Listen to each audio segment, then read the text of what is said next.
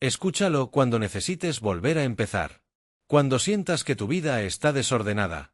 Cuando quieras entender por qué Dios a veces crea silencio antes que acción. Este análisis es para quien busca propósito. Para quien quiere recordar que, incluso el caos, puede ser el inicio de algo hermoso. Análisis bíblico. El libro de Génesis. En el principio. No había nada. Solo un silencio profundo, y una presencia. Y esa presencia, era Dios. Génesis 1:1 dice: En el principio creó Dios los cielos y la tierra. Esta frase, tan corta, contiene el misterio más grande del universo. Dios comenzó todo, con intención. Nada de lo que existe es casualidad. Ni tú. Ni el lugar donde estás. Ni siquiera lo que ahora te duele. Génesis es el relato de los comienzos. Pero también, es la promesa de que todo puede volver a empezar. Cuando la Biblia dice que la tierra estaba desordenada y vacía, no solo habla del mundo. Habla también de nosotros. De esos días en los que el alma parece vacía. Y todo alrededor está en caos. Pero mira lo que viene después. En Génesis 1:2 dice: Y el Espíritu de Dios se movía sobre la faz de las aguas. Eso significa que, aun en medio del desorden, Dios ya estaba ahí. Listo, preparando algo. Esperando el momento exacto para decir: sea la luz. Y fue la luz. Una luz que no solo iluminó el mundo físico, sino que encendió el alma del ser humano. Dios crea en 6 días. Y al séptimo, descansa. No porque estuviera cansado, sino para enseñarnos que la plenitud no se encuentra en el hacer, sino en el ser. ¿Cuántas veces corremos? Trabajamos sin parar. Y nos olvidamos de descansar en él. Génesis nos recuerda que el descanso también es sagrado. La creación del ser humano. Entonces dijo Dios: hagamos al hombre a nuestra imagen, conforme a nuestra semejanza. Génesis 1:26. Aquí hay un misterio profundo. Dios no dice: haré al hombre. Dice: hagamos. Una palabra plural, que muestra comunión, unidad. Desde el principio, el amor no está solo. Dios es comunidad, es relación, es conexión. Y tú, fuiste creado para eso. Para conectar, para amar, para reflejar lo divino en lo humano. Ser imagen de Dios no significa ser perfecto, sino tener la capacidad de crear, de perdonar, de amar, de traer luz donde solo hay oscuridad. Dios planta un jardín, un lugar de belleza, equilibrio y abundancia. Y en medio del jardín, 2 árboles. El de la vida, y el del conocimiento del bien y del mal. Muchos piensan que el fruto prohibido fue un castigo. Pero en realidad, fue una prueba de libertad. Porque el amor sin libertad, no es amor. Dios no crea robots. Crea hijos capaces de elegir. Y sí, eligieron mal. Pero incluso en el error, Dios no destruye al hombre, lo busca. En Génesis 3:9 dice: ¿dónde estás? No era una pregunta geográfica. Era una pregunta al corazón. ¿Dónde estás, cuando te escondes de mí? ¿Dónde está tu alma, cuando el miedo te domina? Cada vez que caemos, Dios sigue haciendo la misma pregunta. No para juzgarnos, sino para invitarnos a regresar. Caín y Abel, el corazón detrás de la ofrenda. Caín y Abel ofrecen sacrificios. Uno es aceptado, el otro no. Pero el punto no está en la ofrenda, sino en la intención. Génesis 4 versículos 4 y 5. Y miró Jehová con agrado a Abel y a su ofrenda, pero no miró con agrado a Caín y a la suya. Dios no mira tus actos primero. Mira tu corazón. Caín ofreció por obligación. Abel ofreció por amor. Y cuando la envidia entra, la paz sale. El primer asesinato de la historia no fue por poder. Fue por comparación. Génesis nos enseña que la comparación mata el alma. Cada uno tiene su propio altar. Y su propio tiempo de agradar a Dios. El diluvio, cuando el corazón del hombre se oscurece. Hay un punto en la historia de la humanidad, en el que Dios mira la tierra, y su corazón se entristece. En Génesis 6:5 dice: y vio Jehová que la maldad de los hombres era mucha en la tierra, y que todo designio de los pensamientos del corazón de ellos era de continuo solamente el mal. Esa frase duele. No porque hable del castigo, sino porque revela un Dios con emociones. Un Dios que siente, que se conmueve, que sufre cuando el amor es rechazado. Dios no destruye por ira. Dios limpia por amor. El diluvio no fue solo una catástrofe. Fue una restauración. El mundo estaba enfermo. Y Dios, como un médico sabio, tuvo que operar para salvar lo que quedaba sano. Y en medio de tanta oscuridad, aparece una luz. Un hombre justo. Dice Génesis 6:8. Mas Noé halló gracia ante los ojos de Jehová. Noé no era perfecto. Era humano, como tú, como yo. Pero su diferencia fue una. Noé caminaba con Dios. Cuando todos se habían apartado, él decidió mantenerse fiel. Y Dios, al ver su corazón, le dio una misión imposible. Construir un arca, en medio del desierto. Imagina eso. Gente burlándose. Días sin lluvia y cielos despejados. Y él, cortando madera, obedeciendo una voz que nadie más oía. Así es la fe. A veces te hace parecer loco ante los ojos del mundo. Pero mientras los demás dudan, tú edificas. Mientras se ríen, tú avanzas. Mientras ellos se cansan, tú sigues creyendo. El arca no era solo una embarcación. Era un símbolo de protección. De fe en movimiento. Cada tabla, cada clavo. Era un acto de obediencia. Y cuando las primeras gotas comenzaron a caer, Noé no corrió. No se asustó. Ya estaba dentro del refugio que Dios le mandó construir. Así actúa la fe. Edifica antes de que lleguen las tormentas. Obedece antes de entender. Dios no lo libró del diluvio. Lo acompañó en medio de él. Porque hay tormentas que no se evitan. Solo se atraviesan con la mirada puesta en Dios. El diluvio duró 40 días. Pero el proceso fue mucho más largo. Las aguas no bajaron de inmediato. El arca flotó durante meses. En un silencio abrumador. Noé no sabía cuánto tiempo más duraría. No tenía respuestas. Solo tenía fe. Y entonces, un día, Dios se acordó de Noé. Y se acordó Dios de Noé, y de todos los animales, y de todas las bestias que estaban con él en el arca. Génesis 8:1. No porque lo hubiera olvidado, sino porque había llegado el momento de actuar.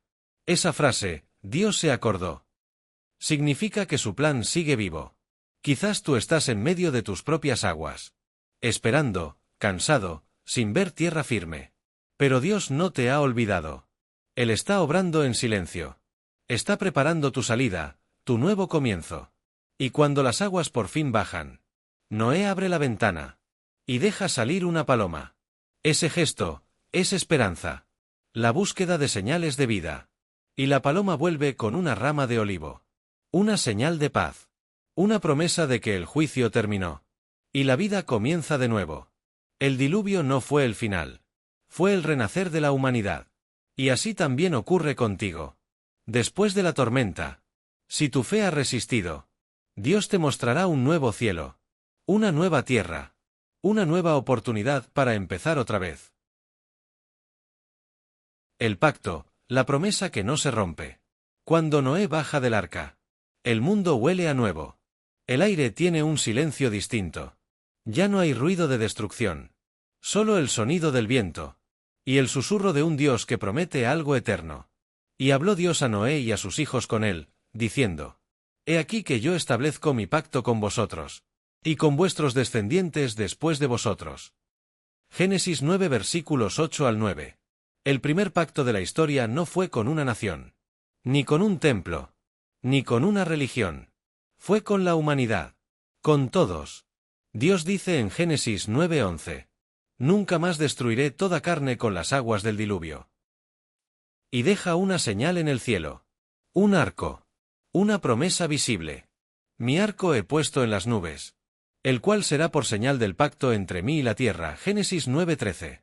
El arco iris no es solo un fenómeno natural. Es la sonrisa de Dios después de la tormenta. Es la firma de su misericordia sobre el cielo. Cada vez que lo ves, recuerda, Dios no rompe lo que promete. Y si Él dijo que no te dejará, no lo hará. Si prometió darte paz, la tendrás. Si dijo que abrirá camino, el camino aparecerá, aunque sea entre aguas. Este pacto también revela algo más profundo. Dios quiere relación, no religión. Él no pide sacrificios vacíos, sino corazones que confíen, vidas que aprendan a escuchar su voz. Noé ofreció en su altar, y Dios recibió su ofrenda con agrado. El aroma sube, y Dios responde con una promesa. No volveré más a maldecir la tierra por causa del hombre. Génesis 8:21. Ese es el corazón de Dios. Un Padre que corrige, pero también restaura. Un Dios que permite la prueba, pero nunca el abandono. Cuando Dios establece un pacto, no lo hace solo con palabras. Lo sella con actos, con señales, con memoria. Y tú también puedes tener tu arco iris. No en el cielo, sino en el alma. Esa marca interna que te recuerda: pasé por aguas profundas, pero sigo aquí. Fui probado, pero sigo de pie. Caí, pero su promesa me levantó. El pacto de Dios con Noé es el símbolo de un amor que no se rinde, de una fidelidad que no depende de la perfección humana. Dios sabe que volveremos a fallar. Y aún así, decide amarnos igual. Ese es el Dios del Génesis. El Dios que crea, limpia, renueva y promete. El que destruye el mal, pero salva al justo. El que pone fin a una era, solo para abrir el comienzo de una nueva. Y cada vez que mires al cielo después de la lluvia, recuerda esto. Ese arco de colores no está solo pintado en las nubes. Está escrito en el corazón de Dios. Y dice: a pesar de todo, sigo creyendo en ti. La historia de Abraham, cuando Dios llama en medio del silencio. A veces, Dios habla cuando menos lo esperamos. No con truenos, ni con rayos en el cielo, sino con una voz suave. Una voz que resuena en el corazón y dice: sal de tu tierra, y de tu parentela, y vete a la tierra que te mostraré. Génesis 12:1. Abraham no sabía a dónde iba. No tenía un mapa. No tenía certezas. Solo una promesa. Y la fe suficiente para creerla. Así empieza la historia del primer gran viaje espiritual de la humanidad. El viaje de confiar, sin ver. Dios le promete una descendencia tan numerosa como las estrellas del cielo. Pero Abraham ya era anciano. Y su esposa, Sara, estéril. La lógica decía imposible. Pero la fe susurraba espera. Cada noche, Abraham miraba el cielo. Veía las estrellas. Y aunque aún no veía a su hijo, sabía que Dios no miente. El tiempo pasó, y la promesa parecía tardar demasiado. Sara dudó, como cualquiera de nosotros lo haría. Intentó ayudar a Dios, entregando a su sierva Agar para darle un hijo a Abraham. Y nació Ismael. Pero Dios no había olvidado su palabra. No había cambiado de plan. A veces nosotros sí. Porque el silencio nos asusta. Pero el cielo no olvida lo que promete. Entonces, cuando Abraham tenía 100 años, y Sara 90, Dios sonrió, y les dio a Isaac, un hijo nacido no de la fuerza humana, sino del cumplimiento divino. Dios esperó a que toda posibilidad humana muriera, para que la gloria fuera solo suya. Y así hace todavía. Cuando tú ya no puedes, cuando tu fuerza se acaba, cuando ya no queda esperanza, Dios dice: ahora es mi turno. El nacimiento de Isaac fue una risa, porque Sara, incrédula, había reído cuando escuchó la promesa. Y cuando vio al niño en sus brazos, dijo: Dios me ha hecho reír, y cualquiera que lo oyere se reirá conmigo. Génesis 21:6. Sí. Dios convierte las lágrimas en risa, el desierto en promesa, el silencio en milagro.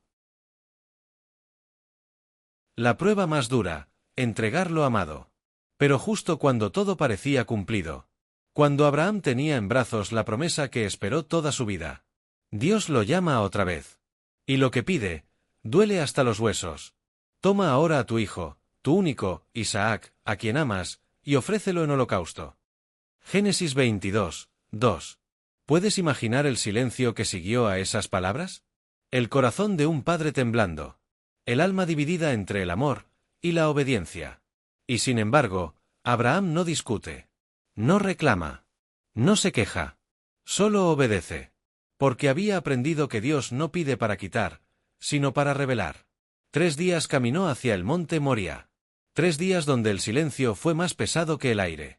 Isaac caminaba a su lado, llevando la leña. Y preguntó: Padre mío, ¿dónde está el cordero para el sacrificio? Génesis 22, 7. Y Abraham respondió con la fe que nace solo del quebranto. Dios se proveerá de cordero. Génesis 22, 8. Y así fue. Cuando levantó el cuchillo, la voz del cielo detuvo su mano. Y enredado en un arbusto, apareció un carnero. Dios probó el corazón de Abraham no para hacerlo sufrir, sino para mostrarle, y mostrarnos, que la verdadera fe no se mide por lo que recibimos, sino por lo que estamos dispuestos a entregar. Desde ese día, el monte fue llamado Jehová Jireh, el Señor proveerá. Y aún hoy, cuando las circunstancias parecen imposibles, esa palabra sigue viva. Porque el Dios de Abraham es el mismo Dios que te ve, que te escucha, que conoce tus miedos, y que sigue proveyendo lo que no puedes ver. La historia de Isaac, el legado de la fe silenciosa. Isaac no fue un hombre de grandes hazañas. No partió mares. No levantó ejércitos. No conquistó reinos. Pero fue un hombre de paz. Y en un mundo ruidoso, eso también es un milagro. Isaac aprendió de su padre la fe. Pero tuvo que aprender a vivir su propia historia. Porque cada generación tiene su propio altar que levantar. Un día, hubo hambre en la tierra.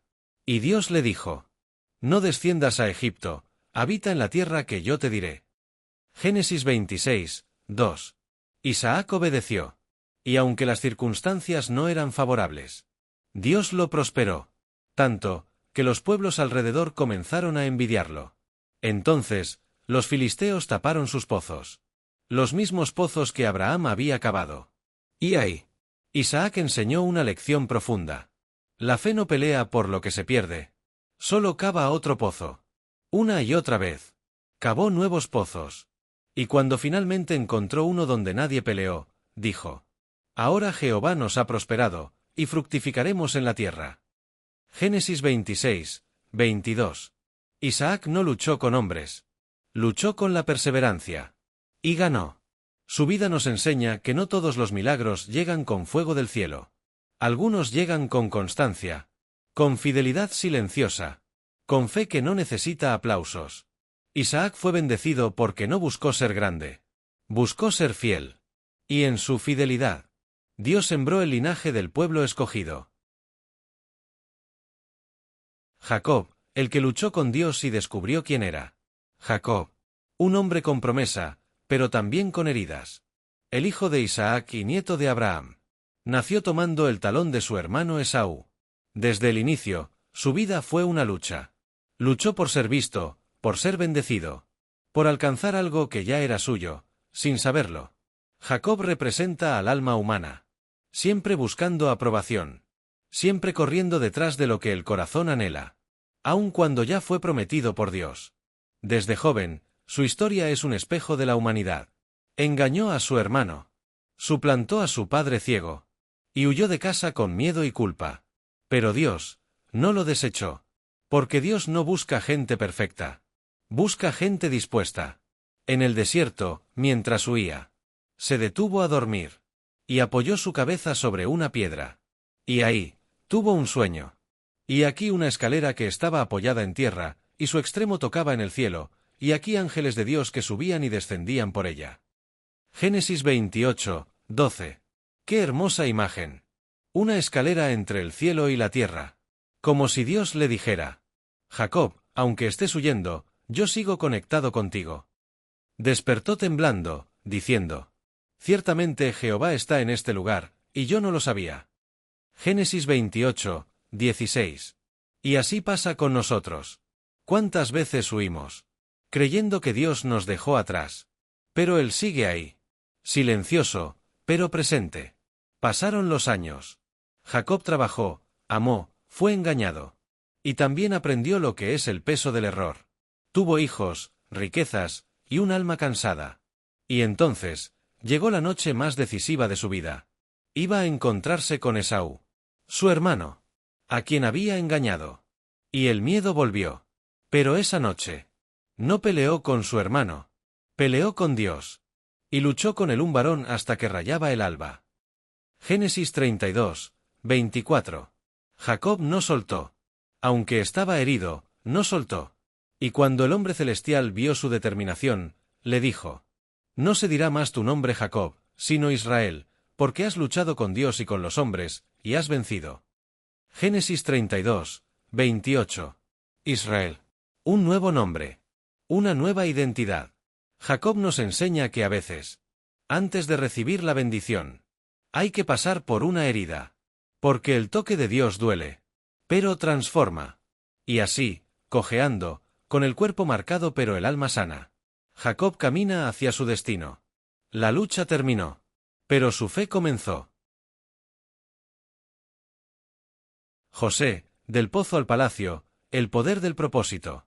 José, el hijo amado de Jacob, el niño de los sueños, el joven que vio visiones del cielo. Y por eso, fue odiado por sus propios hermanos. Qué irónico, ¿no? A veces, los sueños que Dios te da provocan rechazo. No porque el sueño sea malo, sino porque otros no pueden verlo todavía. Un día, sus hermanos lo tomaron. Lo despojaron de su túnica de colores. Y lo arrojaron a un pozo vacío. Y tomaron a José, y lo echaron en la cisterna, pero la cisterna estaba vacía, no había en ella agua. Génesis 37, 24. ¡Qué frase tan poderosa! No había agua. A veces, el alma también se encuentra en cisternas sin agua. Lugares secos, donde parece que el propósito se ha terminado. Pero Dios estaba mirando. Fue vendido como esclavo. Humillado. Olvidado. Y aún así, la Biblia dice: Mas Jehová estaba con José, y fue varón próspero. Génesis 39, 2. Prosperar no siempre es tener mucho. A veces es no rendirse cuando todo se derrumba. En la casa de Potifar, José fue fiel. En la prisión, José fue fiel. En la oscuridad, siguió interpretando sueños. Y un día, su don lo llevó frente al faraón. El mismo José que fue traicionado. Ahora estaba gobernando Egipto. De esclavo, a líder. De pozo, a palacio. Y cuando sus hermanos vinieron en busca de alimento, no los castigó. Los perdonó. Y dijo una de las frases más bellas de toda la Escritura: Vosotros pensasteis mal contra mí, mas Dios lo encaminó a bien. Génesis 50, 20. Eso es Génesis en su esencia. Todo lo que el enemigo usa para destruirte, Dios lo transforma para tu bien. El pozo no fue el final. Fue el principio del propósito.